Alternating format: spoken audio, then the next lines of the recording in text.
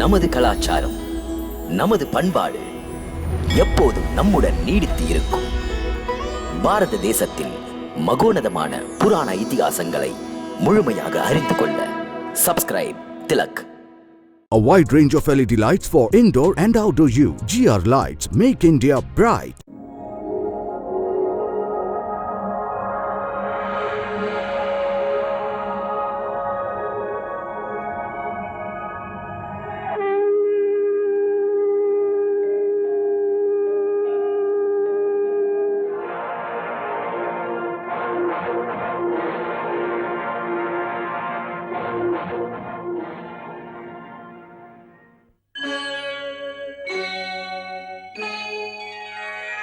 Krishna,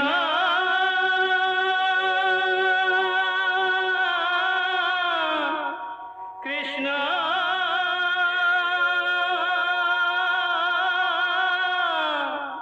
Hare Krishna, Hare Hare.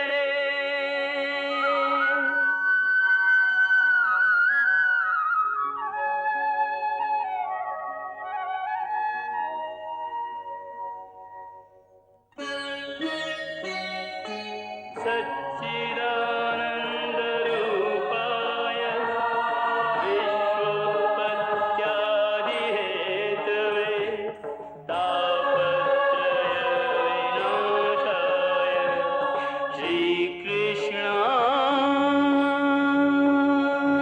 वयं नमः.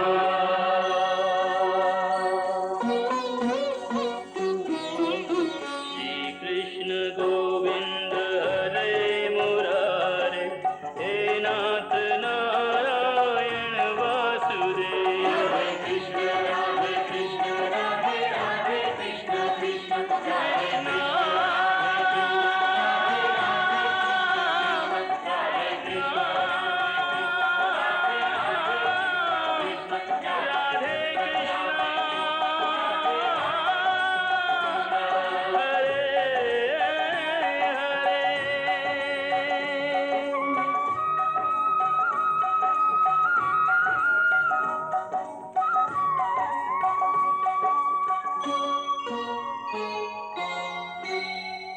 கீதையின் 11வது அத்தியாயத்தில் அர்ஜுனனுக்கு தம்முடைய விஸ்வரூபத்தை காட்டினார்.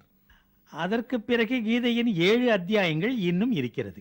அப்படி நீங்கள் பார்க்காத மற்ற அத்தியாயங்களை காணப்போகிறீர்கள். அதன் பிறகு மகாபாரத யுத்தத்துக்கு ஒரு திருப்பமாக அமைந்தது பகவான் கிருஷ்ணன் முக்கிய பாத்திரமாய் இருந்ததுதான். கண்ணன் கருணை அவர் பார்த்தனுக்கு தேரோட்டியாக இருந்து பணிபுரிந்தது. அதன்பின் பாண்டவருக்கு ராஜ்யாபிஷேகம் நடந்தது. அவரேதான் குருட்சேத்திரத்திலும் இருந்தார். அங்கு பீஷ்ம பிதாமகர் அம்புகளாலான படுக்கையில் கிடந்து மரணத்தை எதிர்நோக்கி இருந்தார். அவரிடம் ஸ்ரீ கிருஷ்ணன் சொன்னதின் பேரில் அந்த திவ்ய மகாபுருஷர் பீஷ்ம பிதாமகர் பாண்டவருக்கு இறுதி உபதேசம் செய்தார். அருள் நிறைந்த உரை அது. அதற்கும் மேலான ஞான கருத்துக்கள் எங்குமே இல்லை. ஞான சான்றோர் கீதைக்குள் ஆழ்ந்து தெளிவை தேடுவர்.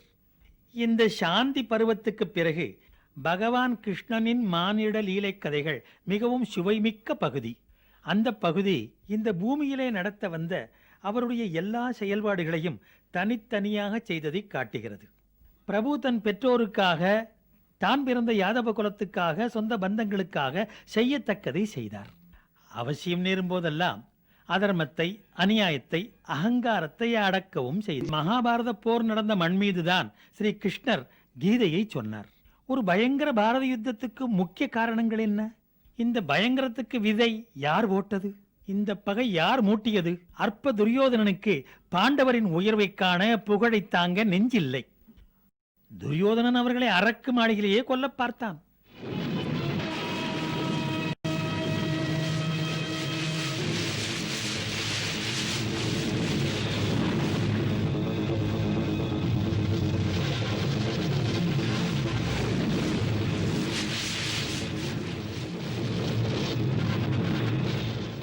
பாண்டவர்களை கொல்ல துரியோதனன் அரக்கு மாளிகை கட்டினான். அவன் பீமனை நதியில் தள்ளிக் கொல்ல நினைத்தான். முடியவில்லை. அவன் மாமா சகுனி சொன்னான், எப்போது வீரரை முறையாக எதிர்த்து நின்று மோதி கொல்ல முடியவில்லையோ அப்போது குறுக்க வழி செல், அது பற்றி மாமா சகுனி சொன்னார். சற்று இரு, வசந்த திருவிழா வரப்போகிறது.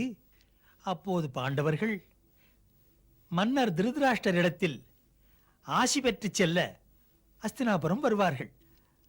அந்த சமயத்தில் நல்லவன் போல சூழ்ச்சியாக சூதாட்டத்துக்கு அழைப்பு விடு. சூதின் போதையில் ஒரு மனிதன் தன் மனைவியை பணயமாக வைக்கிறான். அதுவும் ஒரு பெண்ணை, ஒரு சதியை மாபெரும் சபையில் ஆடை அவிழ்த்து பார்க்கின்ற நிலையை உருவாக்கி விடுகின்றான். எந்த நாட்டிலுமே இந்த அவலம் நடந்ததில்லை. மனிதகுலம் வெட்கி தலைகவிழும் நிகழ்ச்சிக்கு இங்கே அமர்ந்தவர்கள் தர்மம் தெரிந்தவர்கள், வீரம் நிறைந்தவர்கள், விவேகம் உள்ளவர்கள். அரியணையில் அமர்ந்தவர், அவருக்கு அறிவுரை சொல்பவர், அத்தனை பேர் பார்த்திருக்க இந்த அவலம் அரங்கேறிக் கொண்டிருக்கின்றது.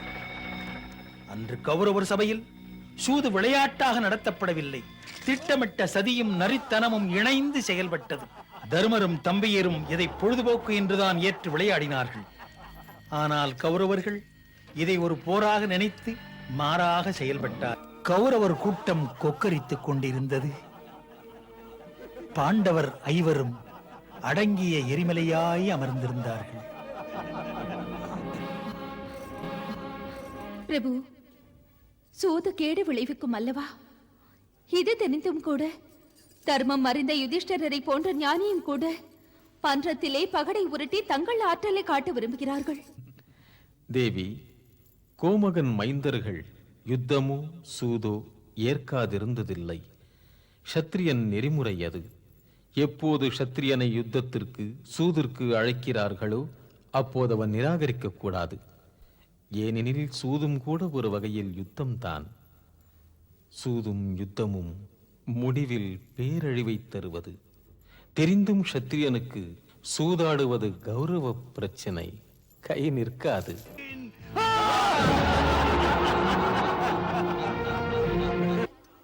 சொல்லுங்கள் சாம்ராட் யுதிஷ்டரே, இப்போது பணயம் எதை தருகிறீர்கள்? எதை? மாமா, உள்ளது அனைத்தையும் இழந்தேன். இனிமேல் பணயம் வைக்க உடைமைகளே எனக்கில்லை. தம்பீரெனும் 4 செல்வங்கள் இருக்கிறார்கள். உரிமைப்பட்டவர் உடைமைகள் தானே?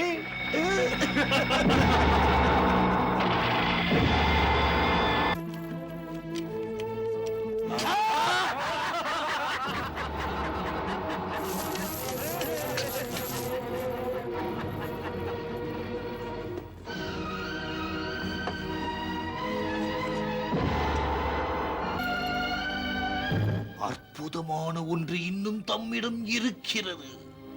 அளப்பரிய மதிப்புடையது. இல்லை, மதிப்புடையது எதுவும் இல்லை. இல்லாமல் என்ன இருக்கிறது? பாஞ்சாலி திரௌபதி. மாமா,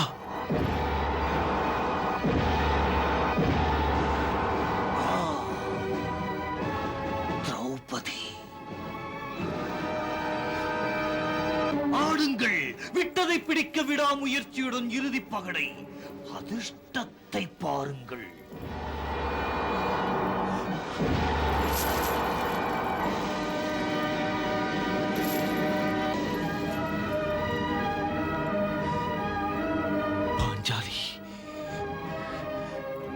பாஞ்சாலியை பணயம் வைக்கிறேன். பாஞ்சாலி.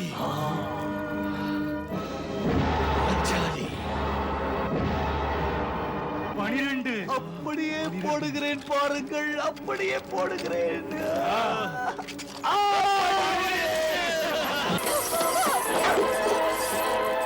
கூந்தலை பிடித்தே இழுக்கின்றானே கௌரவர் கூட்டத்து கொடியவன் இவனே. வேந்தரின் மனைவி விடுகின்ற கண்ணீர் வேதனை தீயா மாறிடும் நாளை. வா என்னுடன்.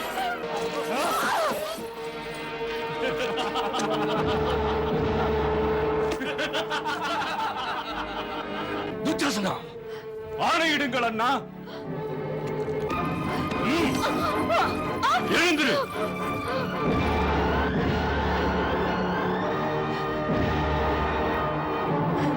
வா திரௌபதி, வா.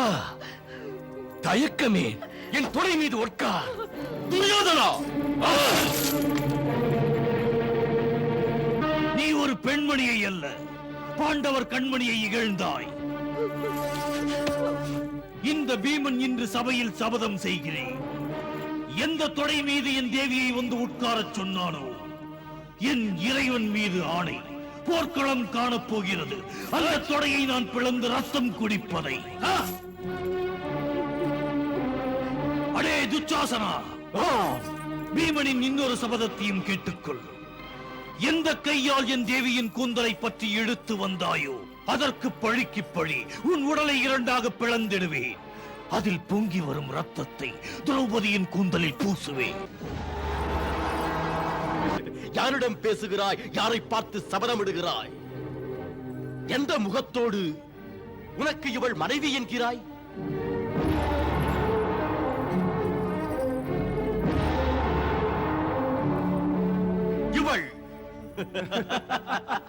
இவள் பத்தினி அல்ல, ஐவரை மணந்த உத்தமி.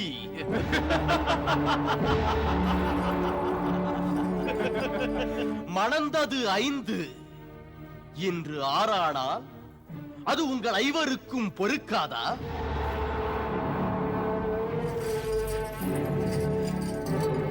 துச்சாசனா, திரௌபதியின் நாடியை அவிழ்த்து விடு. சேலையை எடுத்து விடு, எடுத்து விடு, எடுத்து விடு.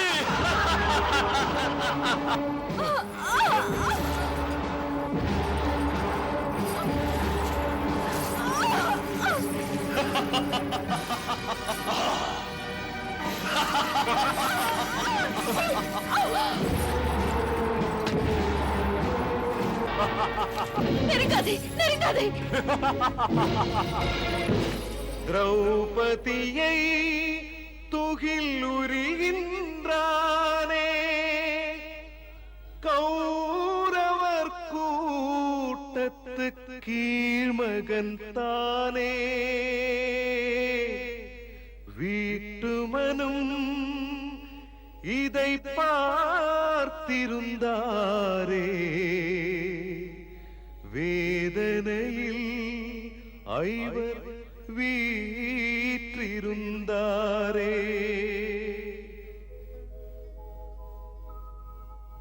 பாண்டவரின் உயிர் போன்றவள் இங்கே பரிதவித்தாள் மாபாவிகளாலே.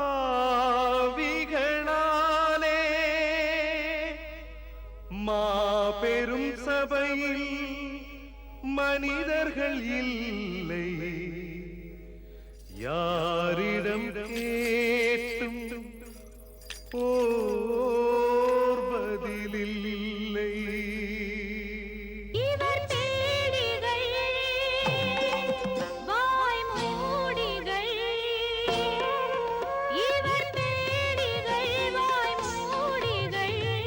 இவர்க்கு இங்கு பதவிகள் இது தேவையோ, இந்த சபையும் தேவையோ?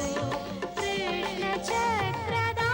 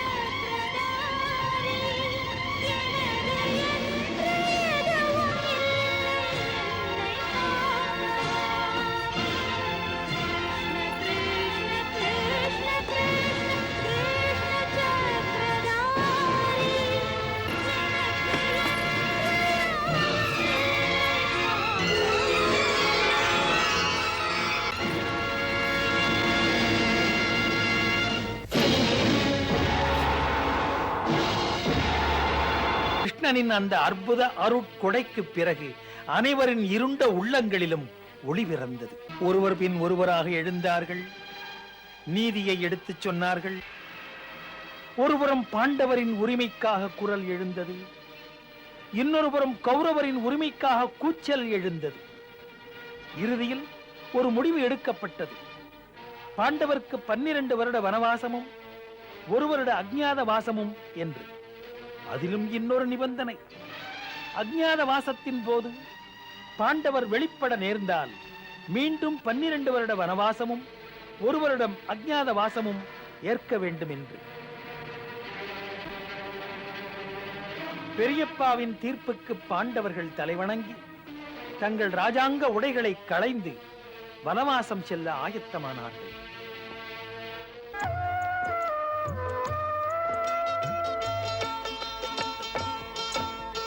எது செய்தாலும் அன்னையிடம் அனுமதி பெறுவார்கள். எது செய்தாலும் அன்னையிடம் அனுமதி பெறுவார்கள். சூதினில் செய்த சூழ்ச்சியால் தாயகம் இழந்தார்கள், கானகம் சென்றார்கள், பாண்டவர் கானகம் சென்றார்கள்.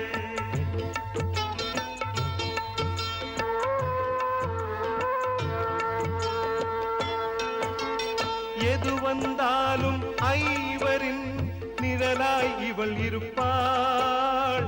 எது வந்தாலும் ஐவரின் நிழலாய் இவள் இருப்பாள். துயரம் துயரம் திரௌபதி, வாழ்க்கையெல்லாம் துயரம். பகடை ஆட்டத்தினால் சகுனியின் பாதக சூழ்ச்சினார்.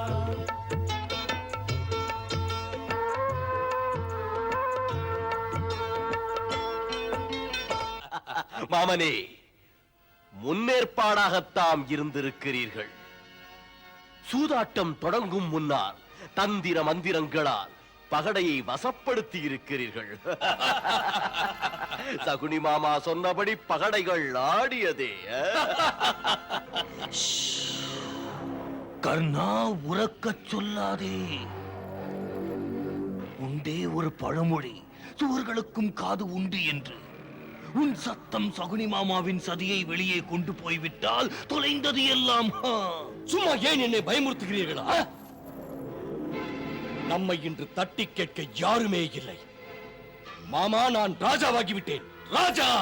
பாண்டவர்கள் வனத்திலே சோர்வுடன் இருந்தபோது ஸ்ரீ கிருஷ்ணன் அவர்களை ஊக்கப்படுத்தினார். விதியின் விளையாட்டில் வீழ்ந்தவர்கள் எதையும் இழக்கலாம், தன்னம்பிக்கையை மட்டும் இழக்கக்கூடாது என்றார். சகுனி விரித்த சதிவலையில் தர்மத்தை நம்பிய நீங்கள் அதே நம்பிக்கையில் இருந்தது போற்றத்தக்கது என்றார். 12 வருட வனவாசம் பாண்டவர்களாகிய உங்களுக்கு விதி அளித்த வரம் என்றார். இந்த வனவாசத்தில் வரப்போகும் எதிர்காலத்துக்கு உங்களை வலுப்படுத்திக் கொள்ள சிந்தியுங்கள், செயல்படுங்கள் என்றார்.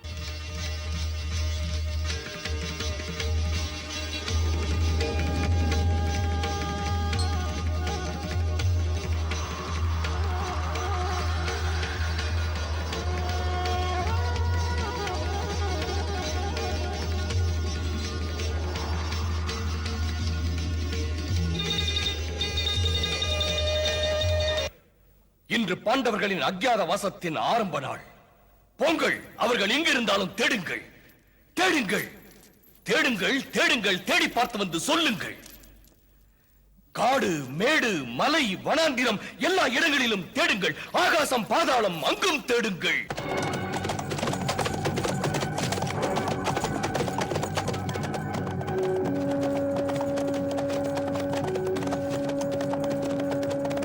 பாண்டவர்கள் எங்கோ பதுங்கி இருக்கிறார்கள்.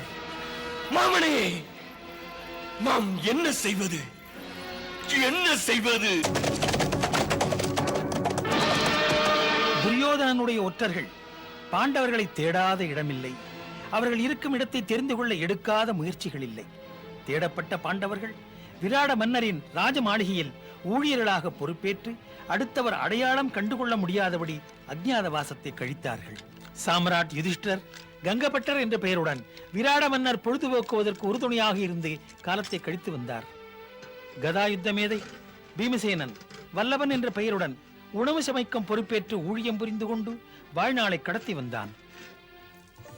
ஊர்வசியிடம் பெற்ற சாபத்தின்படி அர்ஜுனன் ஓராண்டு ஆண்மை இழந்து இரண்டற்ற நிலை அடைந்தான்.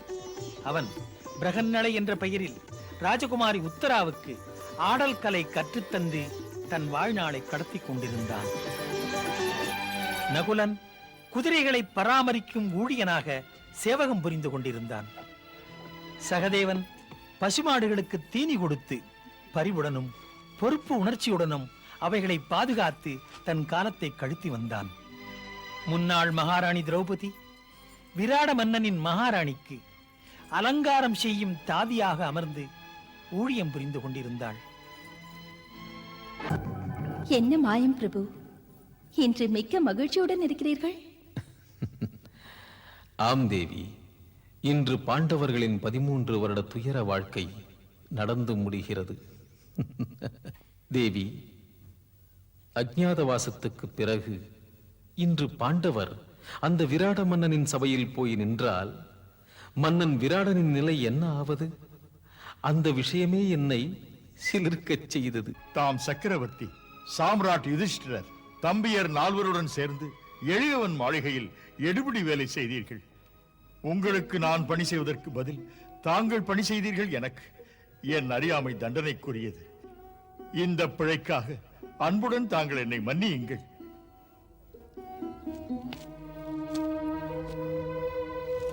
முறையல்ல மன்னவா. எப்படியா செய்வது? அறியாமல் செய்ததற்கு மன்னிப்பு கேட்பதா? மன்னா, யாரென்று சொல்லாமல் இருந்தது எமது குற்றம்தானே? அறிமுகம் செய்து கொள்ள எமக்கு அன்றைய நிலைமை இடம் கொடுக்கவில்லை. அன்று அஜ்ஞாத வாசத்தில் இருந்ததால் தான்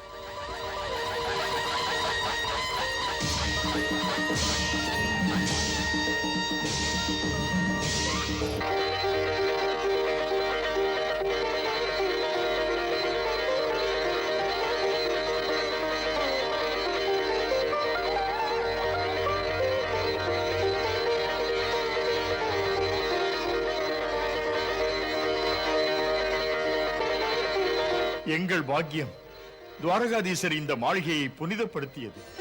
நலம் பெறுக. வணக்கம் வாசுதேவா. வணக்கம். நலந்தானி நலந்தானி சாம்ராட் யுதிஷ்டரே. 13 வருஷங்களுக்கு முன்னால் சூதாட்டத்தில் அனைத்தையும் தோற்று வனவாசம் போனார்கள். போனவர்கள் அஜ்ஞாத வாசத்துக்கு பின்னால் தாம் பெற வேண்டிய ராஜ்யத்தை பெற வரத்தான் வருவார்கள். இல்லை அம்மா, இல்லை. அஸ்தினாபுரத்தை துண்டு போடுவதே இல்லை. பஞ்சை பாண்டவர்களுக்கு இந்திரபிரஸ்தத்தை கொடுக்க முடியாது. இனி கொடுக்க முடியாது. வாழ்முறையில் கூர்மை இருக்கிறது, வழி சொல்ல மாமன் இருக்கிறான். வரட்டும் ஒரு போராட்டம், வரட்டும் ஒரு போராட்டம். அந்த துரியோதனன் வாழ் உரையிலிருந்து எடுக்கப்பட்டதென்றால் இந்த பாஞ்சாலனின் வாளும் பதிலடி கொடுக்க துடித்துக் கொண்டிருக்கிறது. கௌரவர்கள் அன்று சபையில் என் மகளை அவமானப்படுத்தியதை நான் இன்னும் மறந்து விடவில்லை. அதற்கு பழிவாங்குவதற்காக பாஞ்சாலனின் போர்வாள் உறங்காமல் இருக்கிறது. கடந்த 13 ஆண்டுகளாக. திரௌபதி என் அன்பு சகோதரி. நாடாளுமன்றத்தில் நச்சுக்கரம் கொண்ட ஒருவன் என் சகோதரியை அவமானப்படுத்தினான். அந்த உத்தமியை அவமானப்படுத்தியவர்களை ஒழிப்பேன். எப்போது வரை நான் திருஷ்டத்யும்னன் உயிரோடு இருக்கிறேனோ அதுவரை ஓய மாட்டேன். உறங்காது என் வாழ், அடங்காது என் மனம், முழங்காது என் கை. பீமனும் தன் இரு சபதத்தை முடித்துக் கொள்வதற்காக யுத்தத்தை எதிர்பார்க்கிறேன். மூத்தவரே, தாம் யுத்தத்திற்கு ஆணையிடுங்கள். நமது ராஜகுமாரி உத்தரா அபிமன்யு திருமணத்தை கருதி சாம்ராட் யுதிஷ்டரே, திருமணத்தை ஒத்திவைக்கலாம், போரை ஒத்திவைக்க கூடாது. திருமணத்தை ஒத்திவைக்க அவசியமே இல்லை. ஒத்திவைப்பதானால் யுத்தத்தை ஒத்திவைக்க வழிபாருங்கள். அடிப்படையில் யுத்தம் தவிர்க்க முடியாதென்றால் அந்த பிரச்சனையை ஆராயுங்கள். நீங்கள் விரும்பினால் யுத்தத்தை தவிர்ப்பதற்கு ஒரு உபாயமும் இருக்கிறது. அது என்ன உபாயம் மதுசூதனா? அமைதிக்கு முயற்சி. ஏ ஜனார்தனா, உங்களுக்கு எல்லாம் தெரியும். என் உடல் மட்டும்தான் இந்த அரியணையின் மீது அமர்ந்திருக்கிறது.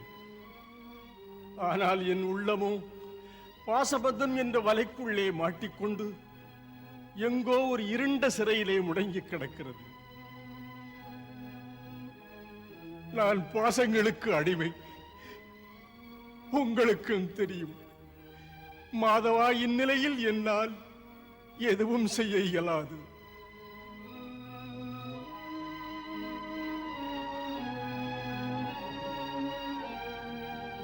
மன்னர் திருதராஷ்டிரரே, தாம் இயலாமை என்று சொல்வதே விந்தை. ஒருவர் கடமையிலிருந்து ஓடக்கூடாது, ஒதுங்கவும் கூடாது.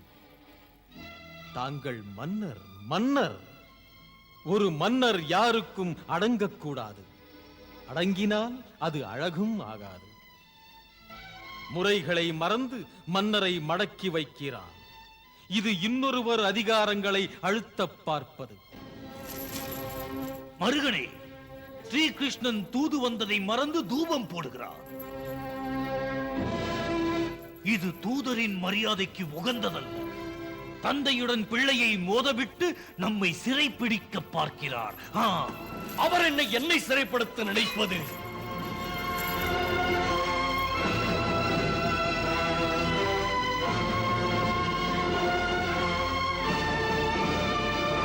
அவரை நானே சிறைப்படுத்தி விடுகிறேன்.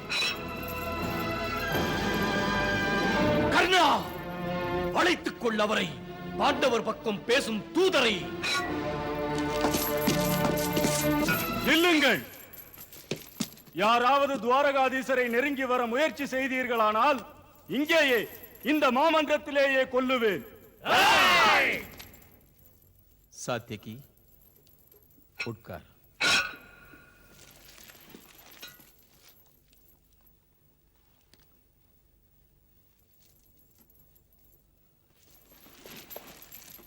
வா வா துரியோதனா, வா கர்ணா, வந்து என்னை பிடியுங்கள். வா.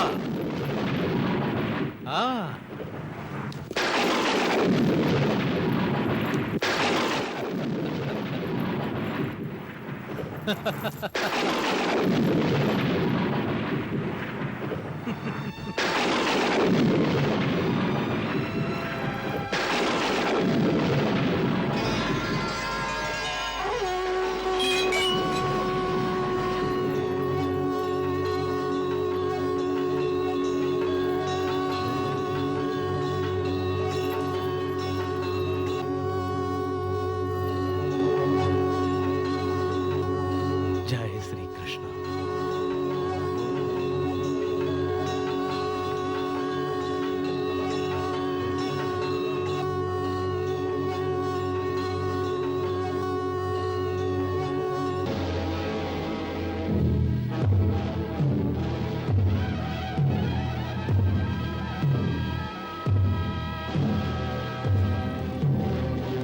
பாண்டவர்கள் ஸ்ரீ கிருஷ்ணனை தூது அனுப்பி போரை தவிர்க்க பெருமுயற்சி செய்தும் அது தோல்வியில் முடிந்தது. கௌரவர்கள் அஸ்தினாபுரத்திலும் பாண்டவர்கள் தங்கள் தலைநகரிலும் யுத்த ஏற்பாடுகளில் முனைந்தார்கள். கிழக்கு, மேற்கு, வடக்கு, தெற்கு என்று 4 திசைகளிலிருந்தும் மன்னர்கள் எல்லாம் இந்த பாரத பெரும் போரில் பங்கேற்க வந்து சேர்ந்தார்கள். மாபெரும் மன்னர்களும் வீர திலகங்களும் கௌரவர்களுக்கும் பாண்டவர்களுக்கும் ஆதரவளிக்க தங்கள் தங்கள் சேனைகளுடன் சிறந்த படை ஏற்பாட்டுடனும் வந்தார்கள். தர்மருக்கு துணையிருக்க நேர்மையுள்ளம் கொண்ட பல மன்னர்களும் வாளேந்தி வாய்மை காக்க வந்தார்கள். அன்பு காட்டும் மன்னர்களை புன்னகையுடன் வரவேற்றார் மன்னர் யுதிஷ்டிரர். இங்கே கௌரவர்கள் பிதாமகர் பீஷ்மருக்கு கௌரவ சேனாதிபதி பொறுப்பினை கொடுத்தார்கள். பிதாமகர் பீஷ்மரும் ஏற்ற பொறுப்பினை போற்றும் வகையில் நடத்துவேன் என்று சபதம் செய்கிறார். இங்கு பாண்டவர்கள் ஸ்ரீ கிருஷ்ணரின் ஆணைப்படி திரௌபதியின் சகோதரன் திருஷ்டத்யும்னனை பாண்டவர் படை தளபதியாக நியமிக்கிறார்கள். போர்க்கால ஏற்பாடுகள் இருபுறத்து தளபதிகளின் மேற்பார்வையிலும் தக்கபடி நடந்தன. அவர்கள் ஆணைப்படி குருக்ஷேத்திர போர்க்களம் நோக்கி படைகள் செல்லத் தொடங்கின.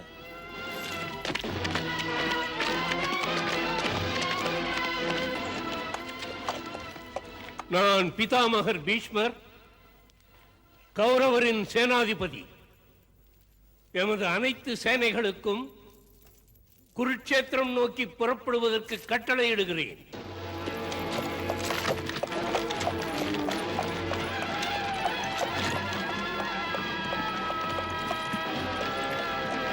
இரு முனைகளில் உள்ளவர் பேரழிவை நோக்கி போகும் நிலை. போரில் கலந்து கொள்ள காலாட்படைகள், யானைப்படைகள், குதிரைப்படைகள் யுத்தகளம் நோக்கி அலையலையாக அணிவகுத்துச் சென்றன. இந்த எண்ணற்ற சேனைகளைக் கண்டு கடலே இங்கு வந்துவிட்டதோ என்று தோன்றியது.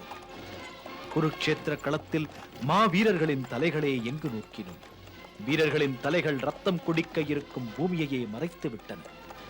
இந்த பேரழிவின் வெறியாட்ட போரை தடுப்பதற்கு எடுத்த முயற்சிகள் தோற்றன. மனிதன் என்ன முயற்சித்தாலும் விதியின் நீண்ட கரங்கள் அது நினைத்த வழியிலேயே செயல்படுகிறது. அதை தடுக்க யாராலும் முடியாது. விதியின் விளையாட்டே அப்படித்தான்.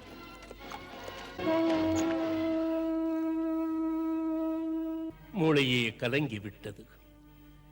என் உறுதிமொழியை காக்க வேண்டும் என்ற கடமை உணர்வில் அதர்மத்தின் நிழலில் நின்று போரிலே தர்மத்தை எதிர்த்து போராடுகின்றேன். இந்த குலத்தில் தாமும் அந்த மகாத்மா விதுரரும் போன்ற தவப்பெரியோர்கள் அவமானப்படுத்தப்பட்டீர்கள். துரோணாச்சாரியர், கிருபாச்சாரியர் போன்ற குருவுக்கும் அதே நடந்தது. திரௌபதி என்ற பெண்மணியின் கண்ணீர் கனலாக எழுந்து தீயவர்களை சுட இருக்கிறது. இந்த குலத்தின் அழிவை தவிர்க்க இயலாது பிதாமகரே, தவிர்க்கவே முடியாது. ஐயனே, நான் குருடனாக இருப்பதே நல்லது. நாளை நடக்கப் போகும் அந்த பேரழிவுகளை காண எனக்கு தாங்காது. கண்டு சகித்துக் கொள்ளும் மன வலிமையும் எனக்கு இல்லை. மன்னா, துன்பம் தரும் ஒரு போரை, ஒரு பேரழிவை தடுத்திட மறந்தாயே. ஐயனே, தாமோ பரம ஞானி, நானோ சாதாரண மனிதன். விருப்பப்பட்டு நான் என் கைகளை கரைப்படுத்திக் கொள்ளவில்லை. பெற்ற பிள்ளைகளோ எனக்கு அடங்கி இல்லை. விதிப்படி நடப்பதை நான் எப்படி மாற்ற முடியும்? போரை என்னால் தடுக்க முடியவில்லை. மன்னித்து விடுங்கள், என்னை மன்னித்து விடுங்கள். நான் உன்னை மன்னித்து விடலாம் திருதராஷ்டிரா. போரால் நேரப்போகும் பேரழிவுகள் உன்னை மன்னிக்காது. நாளைய வரலாறு நச்சு மனம் கொண்ட உன்னை எள்ளி நகையாடப் போகிறது திருதராஷ்டிரா.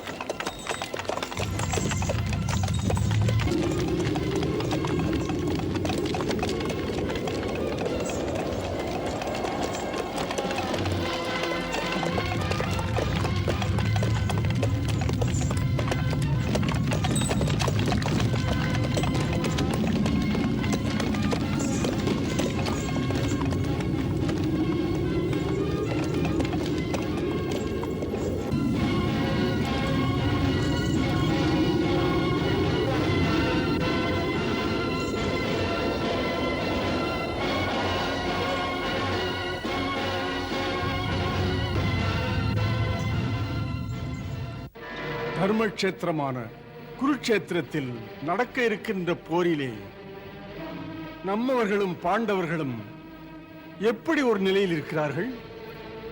ஏ சஞ்சயா, என் நினைவுகளெல்லாம் அங்கே ஓடுகின்றன. வர இருக்கின்ற யுத்தத்தை சந்திக்கின்ற தாக்கத்தில் என் மைந்தர்களும் பாண்டுவின் மைந்தர்களும் என்னென்ன செய்கிறார்கள் எல்லாம் விளக்கமாக சொல்.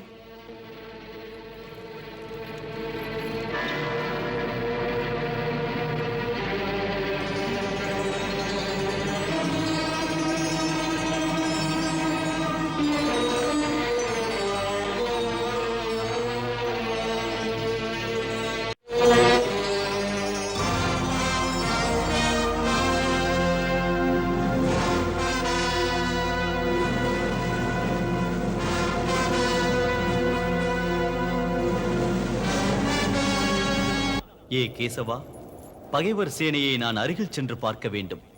என் தேரை இரு அணிகளுக்கும் நடுவே நிறுத்துங்கள். அதை பார்க்க வேண்டுமா? அந்த துரியோதனனுக்கு வெற்றியை பெற்றுத்தர அனைவரும் குழுமி இருக்கிறார்கள். அந்த பெரியோர் யார் என்று அறிய வேண்டுமா?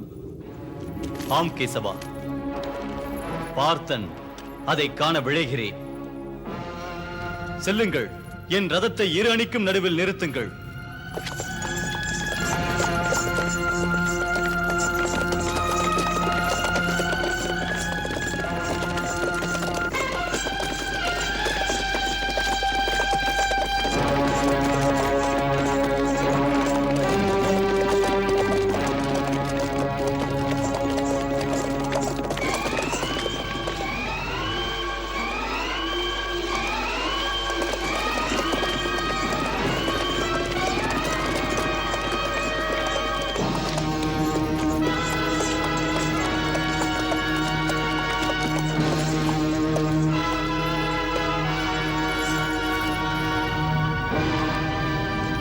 ஏ அர்ஜுனா, உன் விருப்பத்துக்கிணங்க போர்க்களத்தில் உன் தேரை இரு அணிக்கும் நடுவே நிறுத்தி இருக்கிறேன்.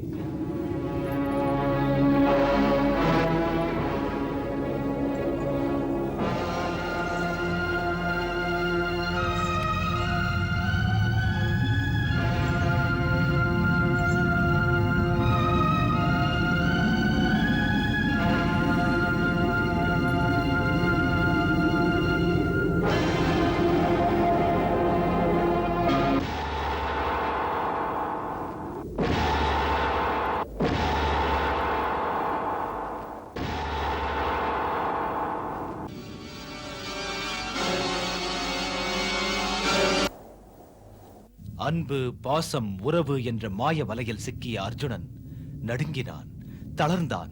அவன் நா வறண்டது, கண் இருண்டது, நாடி துடிப்பே நின்றுவிடும் போல் இருந்தது. தன்னம்பிக்கை அவனை விட்டு வெகு தூரம் சென்று விட்டது.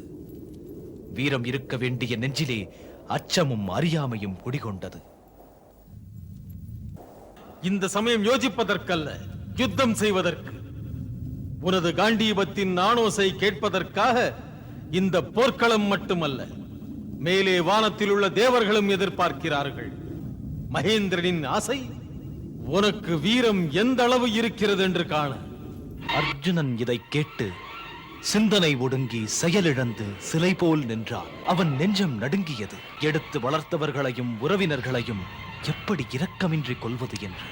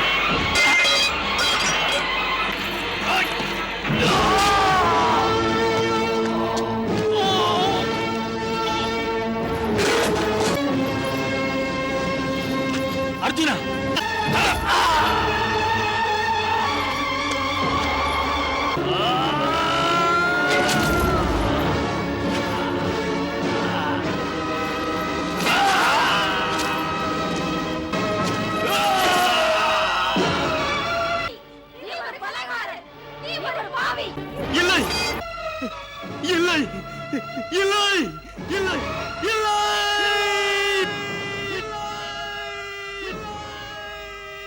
இல்லை கிருஷ்ணா இல்லை. மற்றவரை கொல்ல என் மனது இடம் தரவில்லை.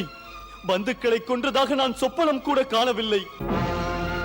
கிருஷ்ணா, பாசமுள்ள சொந்த பந்தங்களை எப்படி கொல்ல முடியும்? என்னால் எப்படி கொல்ல முடியும்? அந்த பிதாமகர் என் பொருட்டு பாசத்தை நேசத்தை கங்கை வெள்ளமாக பெருக்கினார். அந்த பிதாமகரை நான் அம்பு முனையால் தாக்கி தரையிலே சாய்க்க எப்படி முடியும்? பதறுகிறது என் நெஞ்சமே பிதாமகருக்கு தீங்கு செய்வதற்கு. அப்படி செய்ய என் மனம் இடம் தராது, இடம் தராது.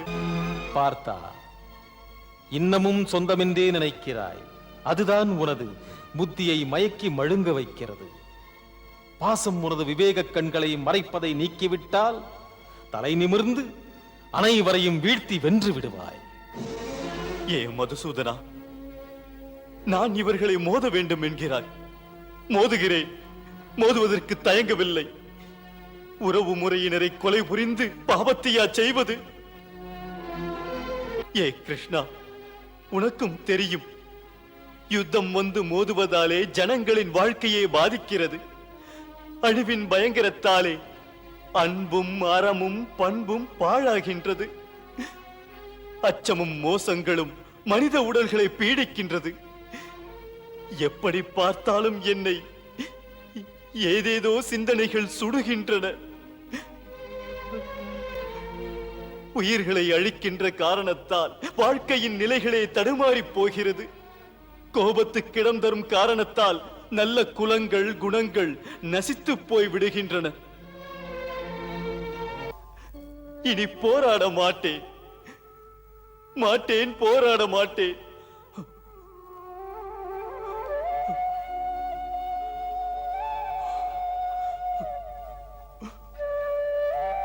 கிருஷ்ணா